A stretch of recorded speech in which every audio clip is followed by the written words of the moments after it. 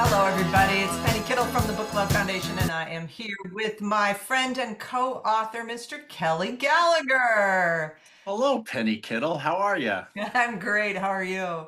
I miss my co-author. No, man, it's very funny reading this book and going, "Oh, I remember that," or, "Oh, that's interesting. I would have wanted to talk about that," because this is your first book since the two we wrote together, correct? Yeah, that is correct. Yeah, and we've got some people joining us. Thanks for coming, you guys. We are live recording this for people who can't be here today. And I think that, Kelly, one thing I want to start with, what I did was ask people if they had questions, and I've got some people from other parts of the country who can't be here right now because they're teaching. Great people. Um, but one of the questions that I thought was really interesting, made me think a lot, was to talk a little bit about your process in researching the book and whether or not AI played a part in that, which I thought was a great question. That is a great question. It's interesting because I'm writing a book now where AI has played a much bigger role. Hmm. But I would say that to read stuff, you have to know stuff. It did not play much of a role. Sometimes it's better than Google in trying to find like a source that's hard to find or something Uh-huh. like that. But you also have to take it with a grain of salt because I was on it yesterday and it said that you and I co-authored a book that we didn't co-author. So Oh, yeah. you have to kind of, take it with a grain of salt. But I would That say gives me this. credit for all of your stuff, which I appreciate. Yeah. I would say that alongside the two books that we wrote together, um, So this was another two case of in the definitions are up there. The one that you're Sorry, go ahead. well, that was interesting. Uh, Um, I would say this book, along the lines of the two that we wrote together, is a book in that I learned a lot in actually the writing of it.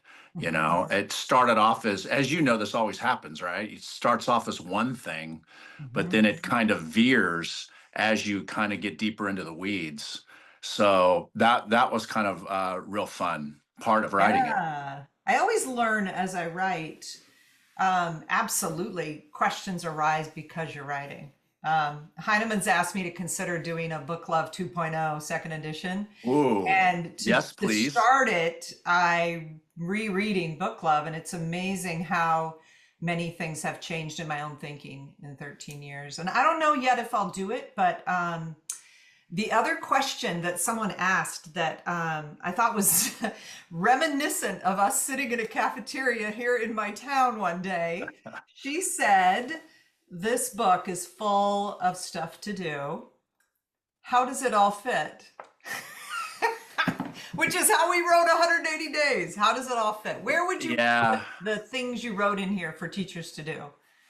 Well, that's a very big and broad question, but I would say that it doesn't all fit, as you and I have said. And, I come back to Mike Schmoker's idea that we'd all be better off if we only had five standards. Kids read informally, kids read, more academically, do a lot of informal writing, a little bit of formal writing, and a lot of talk. And so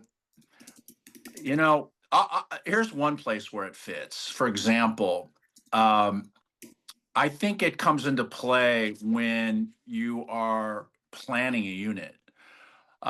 If today we're going to read an article, or tomorrow you're going to start a core novel, having a real thoughtful sit down and thinking about what do they know, what do they not know, how might I frame it for them? How much is too much? How much is not enough? Hmm. Um, I'll give you an example. I was in a classroom in Anaheim where the kids were doing book clubs, and I had actually set up the book clubs for them to do them. And I was walking a table to table, and each table was reading a different book. And I was like, "How's it going? Oh yeah, we like it." Table two, how's it going? Yeah, we like it. Three, how's it going? This book sucks. And I kind of talked to them, and and the book doesn't suck. It's a great book. It's Clint Smith's How the Word Is Passed, right? But when I talked to them, it really kind of dawned on me that it's a book about he visits a number of different monuments and places around the country and tells the real history of them. But they'd never even heard of the monuments. They'd never even seen, been to any of those places. And it was just so disconnected from them that I think what would have been a better approach for that group is that the teacher would have plugged in some of that prior knowledge before the reading. If you're going to read an article today in third period, what I always did was I would say, okay, what is it I want them to take from this article? And I would actually list, let's say there's 5 things I want them to actually take from this article. And then my second question is, okay, if I just hand it to them and say, read it, what will they get without me? And maybe they'll get 2 or 3 of the 5. But then I have to decide, okay, if they won't get these 2 things unless I get involved, where's the best place for me to get involved? Is it before the reading? Is it during the reading? Is it after the reading? But just kind of, taking their temperature on what they know and what they don't know before we ask them to read or to write about something, I think is really, really important.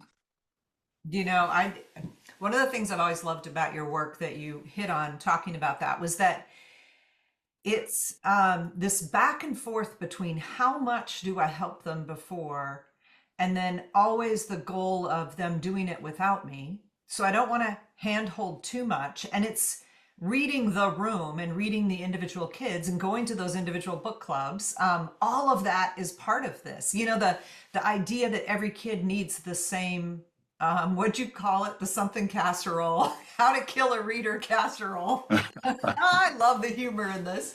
That every kid needs the same thing or the same dose, you used to say, is just not true. With all of these kids, with all of these different languages and very different background knowledge, thinking about the planning stage, that's big.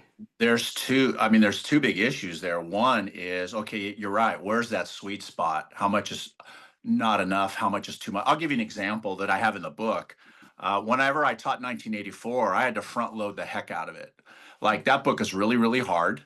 They won't go on the journey without me unless I walk them into it. I read the first chapter. I do all this framing. I give them all this historical perspective, and I give them the guided tour into that book. But they walk out the door. The 9th graders walk in the door. We're teaching Animal Farm, and when I teach Animal Farm, I say to the class, "This is a book about talking animals, but it's really not a book about talking animals. Let's read." And I don't do any framing. And I wait till we finish the book, and then I teach the Russian Revolution, and then I watch the light bulbs go on. So that, to me, is the art of teaching. When do I step in? And sometimes that's different between one class and another, right? The needs of those. Yeah. And then you raise the second issue, which is one that really nagged me and continues to do so, is, my district mandated that I taught 1984. But that one size fits all reading experience is not good for a number of kids who are literally unable to read that text. Well, and what we read together impacts what they understand in the larger world. So yeah, that does become, I'm working in a school district right now that's very affluent, and we have tried to really diversify the text kids are experiencing, because if you've got a kid in junior or senior year and planning to go to college, the college campus is a collection of kids from all over the world. And it doesn't serve you to only know a few American novels in a few, experiences. So I appreciate you saying that. I was interested because I just started this. Have you seen this book, John Green's latest? No. Okay. I like the title, though. It is unbelievable. But here's the thing. I pick it up because it's John Green and it's signed. But I also pick it up because I know nothing about tuberculosis. And I expect the author to teach me. I don't expect to have to know anything to enter the book. What do you think about that? I agree and I disagree. So I would just say one of the interesting ideas that kind of came around as I was writing is that all authors assume you know things, right?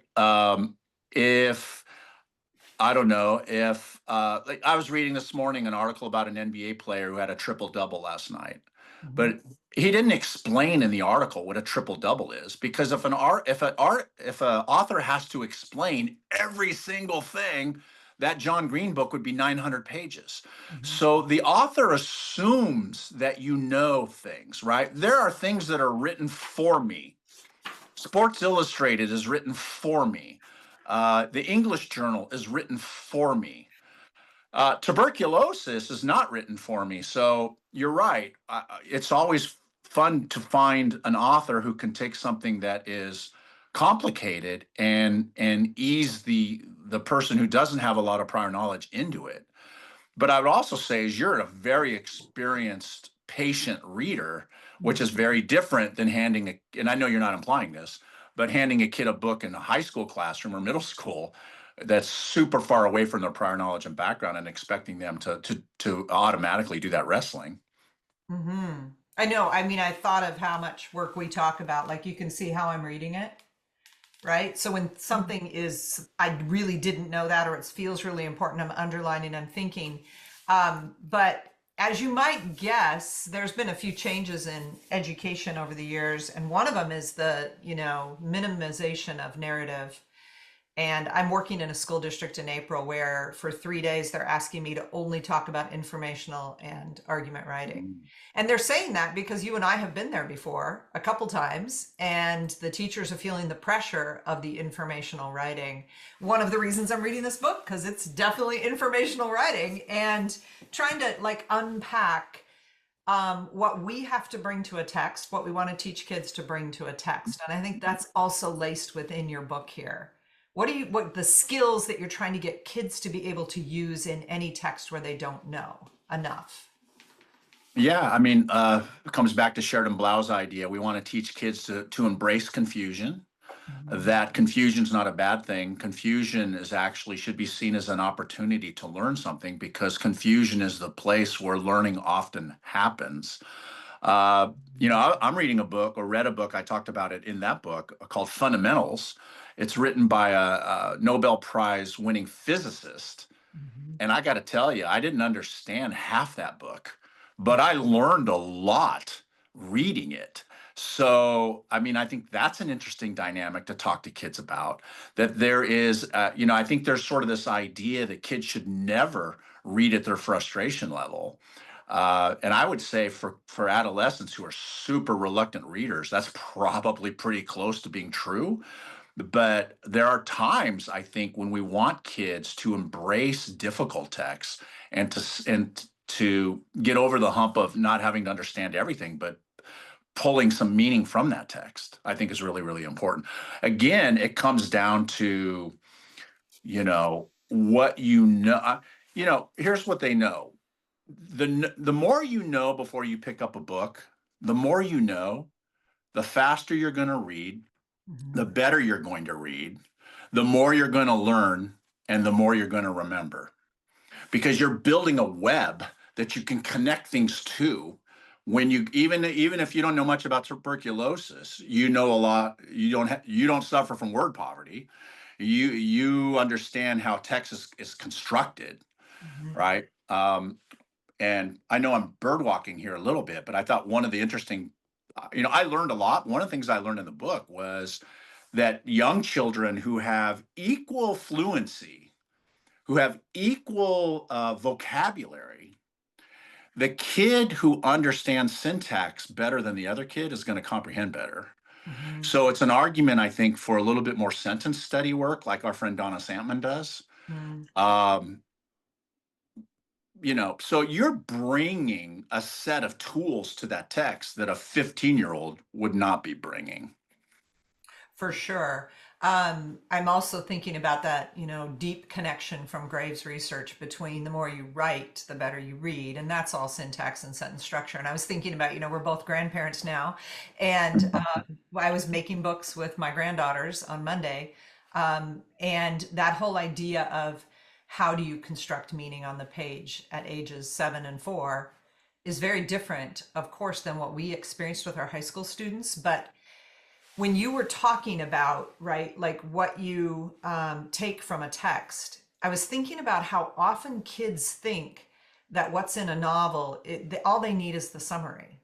They Mm, think that the learning stops with this summary idea. And if that's mm, all I need, then why would I need to read all those other words? And I think that there are many parts of this book where you really talk about deepening thinking about a word, like my synonyms list that I have kids create so that they know many ways to say one thing.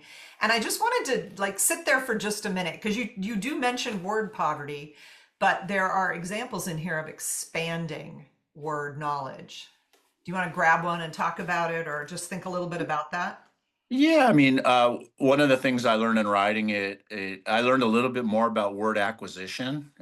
Freddie Hebert is one of the nation's top vocabulary experts, and she and I had some interesting discussions. One thing I learned is that they have now tagged every single word in the English language, and they can gauge its frequency. And what they know now is that certain, like a kid goes into kindergarten up until 2, 3, 4 grades 2, 3, 4, that kid is going to encounter certain words in that first wave of learning how to read. A third grader is going to see the word balloon. A 12th grader is not going to see the word balloon. It's going to go away. That wave will have passed. And What do you so, mean by that? What do you mean by go away? Because it would certainly occur. well, the frequency of the interaction will be Okay. much higher in third grade. I don't mean literally go away, Okay. but that the frequency of interaction of that word in the third grade will be much higher than later on. On the other hand, in third grade, you're not going to see the word suffice. That wave doesn't come until eighth or ninth or 10th grade. And Mhm. so what I also found very interesting is that, a kid who enters kindergarten, there's a range there of literacy. The range for a kid entering kindergarten is from about age 3 to age 8, entering kindergarten. And the higher you are, the more words you know before those first waves start coming in. It's easier. I'm mixing the metaphor and killing the metaphor, but it's easier to ride those waves into other waves. But if you're not reading or you have, text, you're deprived of text, uh, the word poverty thing starts very, very early. And then there are some words that, like relieved, that start in third grade and continue forever. Mhm. And Mhm. so I don't know. I just thought that, who sits at home and tags all these words, but I'm sure it's Yeah. done by AI now. But I just found that was kind of, really interesting. That's one of a number of new things that I learned in writing the book. It's funny you say that because I have a little video of my granddaughters. At the time, they're 5 and 3, and they're looking at a book my daughter's made for Maisie. And Maisie points to a picture and goes, Lila, you're in mommy's tummy. And Lila goes, no, no, I'm in mama's belly, right? And it just cracks us up because that idea of being flexible with there's more than one word for something, knowing that Right. at age 3 is built, of course, on all of the books and all of that, but how powerful that is for a kid to know there's lots of ways to say the same thing. Right. Right. Right. And it comes back to that old exercise. Would you rather be slim, slender, or skinny? Right? The words have Velcro. Right, And there's not just one color of blue for a right. painter, and there's not just one way to say something. And that's where the nuance, of course, comes into play. Uh, you know, Word poverty is, as I've also mentioned, then gets in the way of idea poverty because if you're reading something, let's say you're reading about the civil rights movement, but you don't know what the phrase civil disobedience means. If you have no idea what that means, you're not going to understand the civil rights movement as much as somebody who does understand that, right? I show a chart that how senators voted on IVF, Uh-huh. and there's no other context there. You either know what IVF is or you don't. And if you don't, I don't care how fluent you are. I don't care. If you go to your reader's tool belt and pull off any tool, it's not going to work. And I think for secondary kids, I'm not talking about emerging readers, but I think for secondary kids, one of the number one reading problems is they don't have anything to attach it to. They haven't built that web.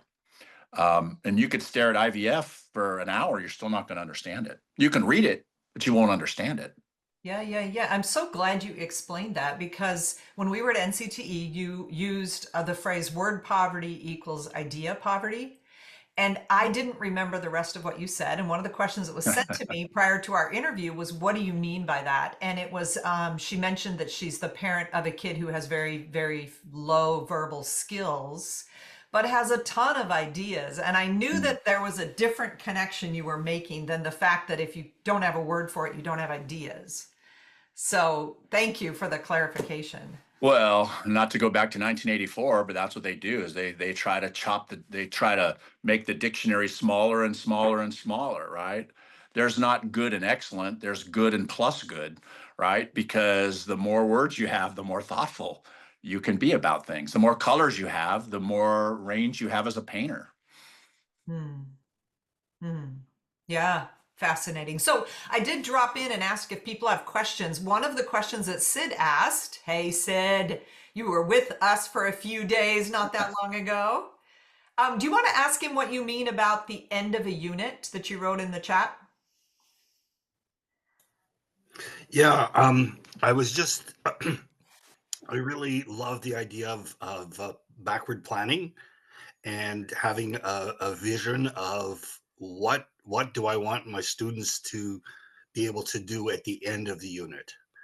That was what I was thinking about. So I like to do it that way. And I just wondered what Kelly's thoughts are. Thank you. Yeah, I think, again, this becomes a very artistic thing, most of the time, not only do I plan backwards, but I would say to the kids before we read Romeo and Juliet, here's the final exam question. I think Penny and I actually did a little of this in 180 days. We're going to look at the decision making in this play, and you're going to analyze a decision that was made in this play. So as we read along, I'd like you to take note of the decisions. And I'll just spoiler alert: the friar's decision is the worst, but fake a death. But it's a two-sided coin because we know two things. We know, one, that if you give kids purpose for reading, they'll read better. They'll read with more focus. But the other side of that coin is if you say to kids, okay, you're going to read, I'd like you to look at X.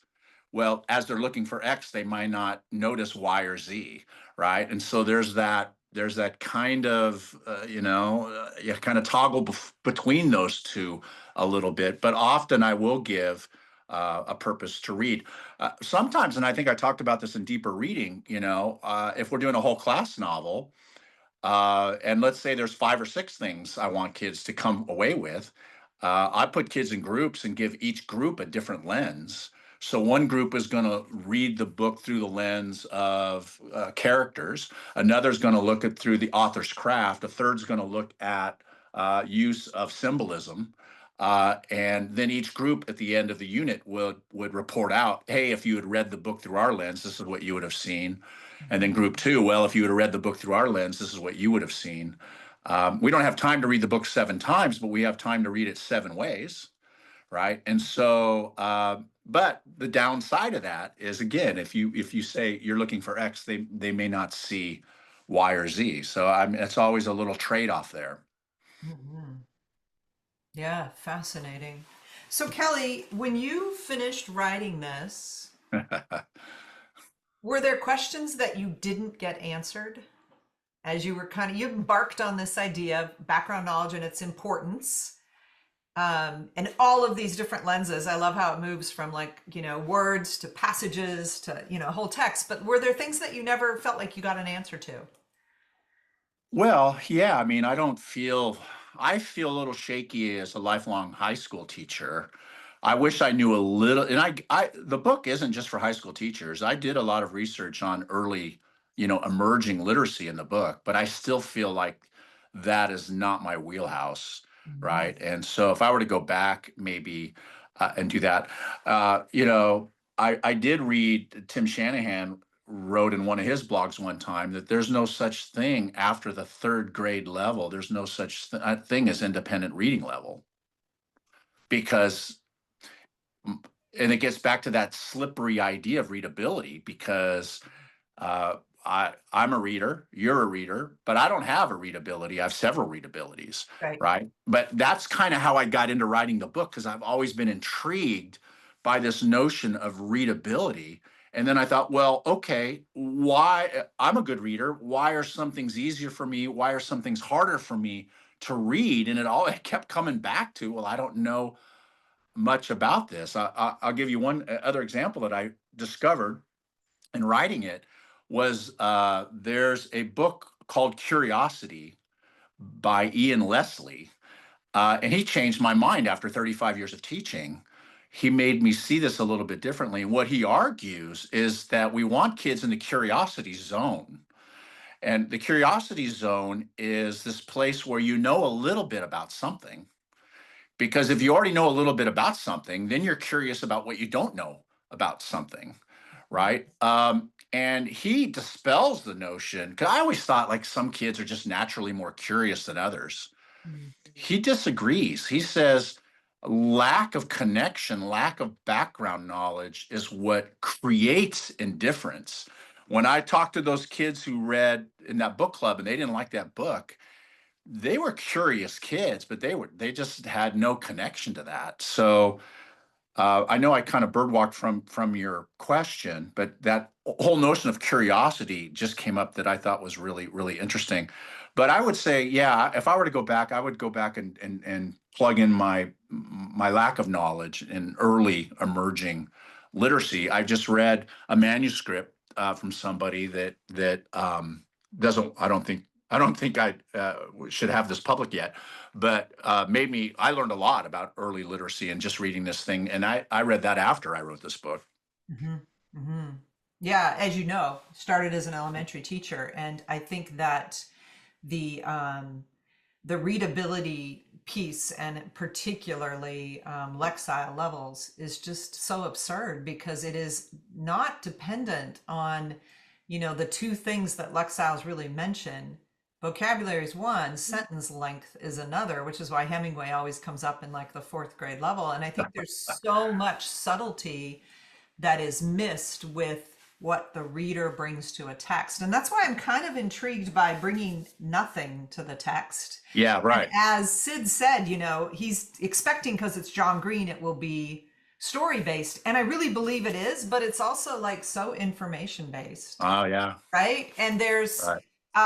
the Information is Beautiful site that I love to use with kids, especially around informational charts, tables, and graphs. And what I've noticed is every year I use the one on best dogs. Have you seen that one on Informational is Beauty? These guys are Yeah. overrated, and these dogs are Yeah. underrated. And, Yeah. And the kids will just be in it. I don't care, fifth grade through college, they are like not moving from that thing. And curiosity, where's my dog?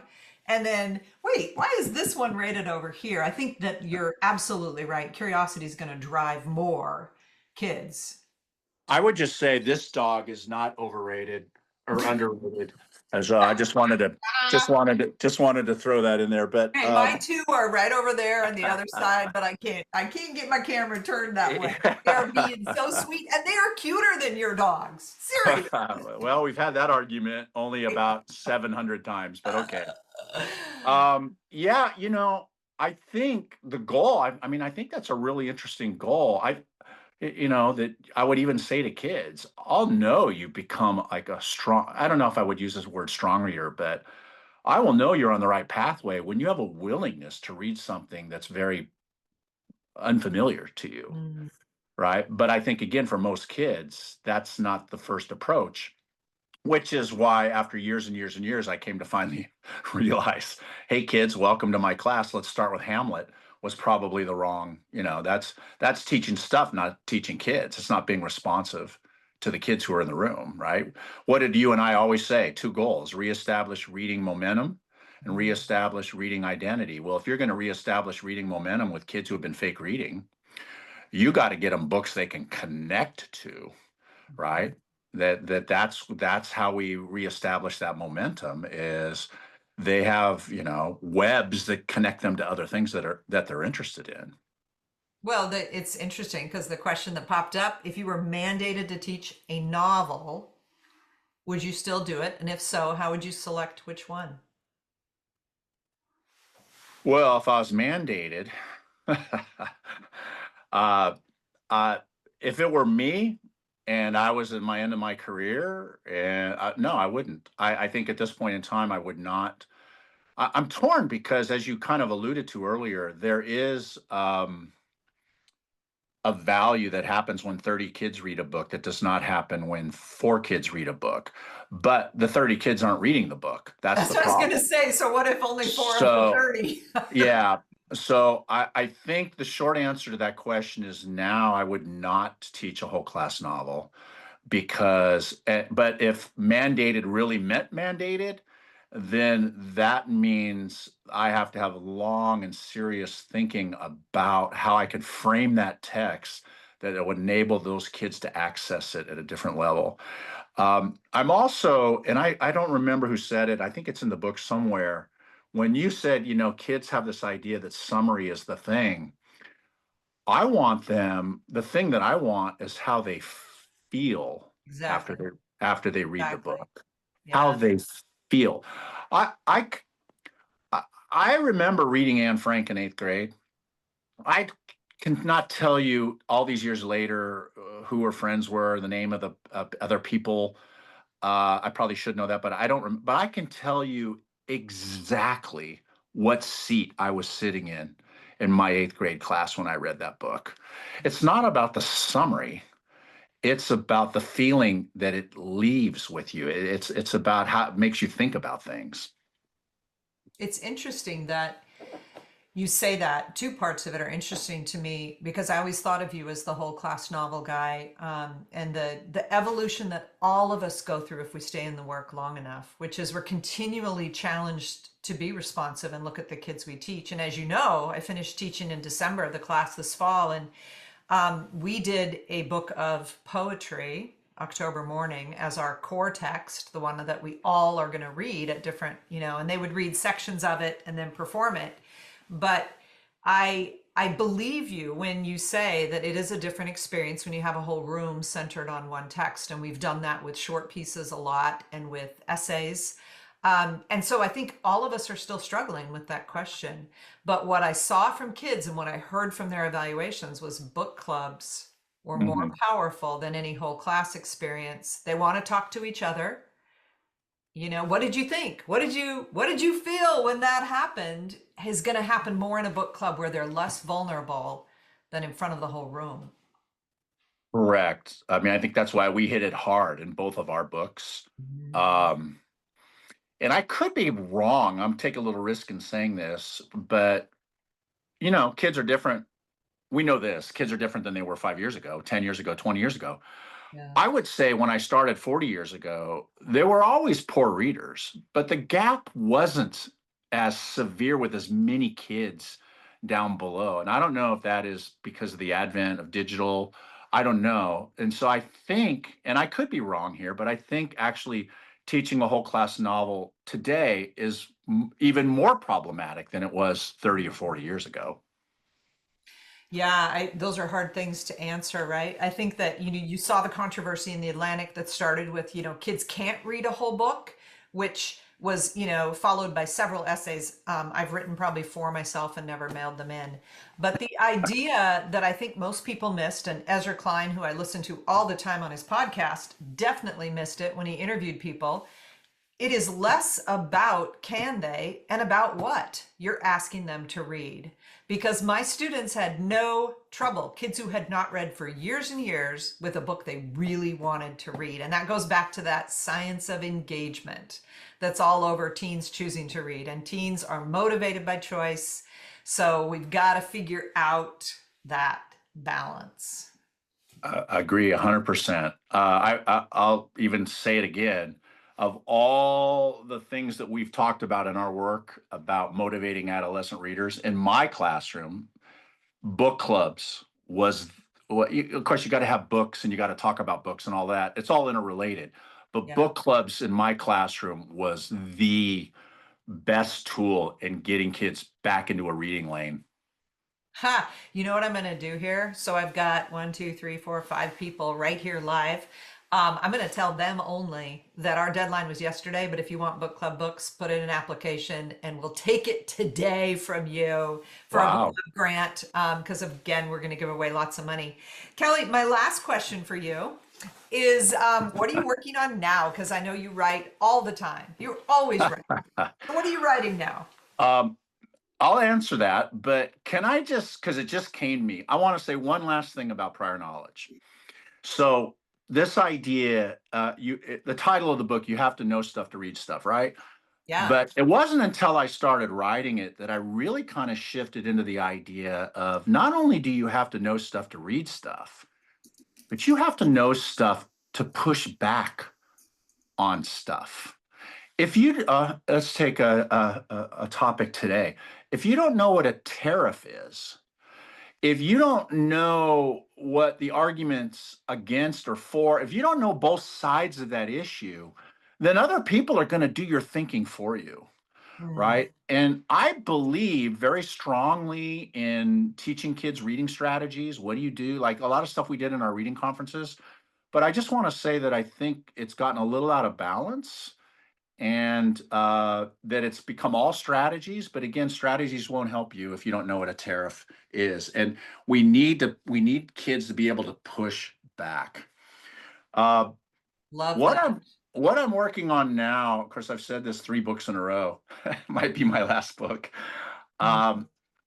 All I can say about it at this point, it's kind of after 35 years of teaching and 5 years now in consulting, uh, it's a look back at what I've learned. Um, what I think I've learned is the way we should probably frame that, right? Because as you're right, I go back and I looked at, to do that, I had to go back and look at our books and I had to go back and look at my books. And there were a lot of things in there where I go, oh, yeah, that's still pretty good. And then there were a lot of things in there I went, I've shifted my thinking there. Mhm. So without, I'm kind of sworn to secrecy, but without saying more, it's really a look back and it's more personal than a book of, say, just, here's some 5 great reading strategies that you can use. Mhm. Although there are strategies in it, but it's really more about what I've learned. Why would you be sworn to secrecy? Uh, because we're going to do some things in it that are kind of novel. So I'm not supposed to say too much about it. Huh. Fascinating, intriguing. You Yeah. heard it here first. There will be things in it that And haven't been although done. I'm actually close to finishing it, they're probably going to hold it for a year because they don't want it too close to my new book. So spring of 26 is probably when it will see the light of day. And that's book number 10. Number 10. What a history. Thank you so much, Kelly. It's always a pleasure to talk to you, but even more so to share your work with the foundation. Well, that's super nice of you to interview your old buddy, and I hope we said something intriguing for the people listening today. And I'm a big supporter of what you're doing, Penny. I've say it everywhere I go. Book Love Foundation is really it's something we'll talk about. I mean, it's part of your legacy. It's a huge part of your legacy. So thank you for all you do. Thank you. And for everybody who tuned in and teachers who tune in later, hang in there. Man, what we Yeah. do is so, so important to kids. So Yep. keep at it. Bye, Take everybody. care, everybody. Bye bye. Thank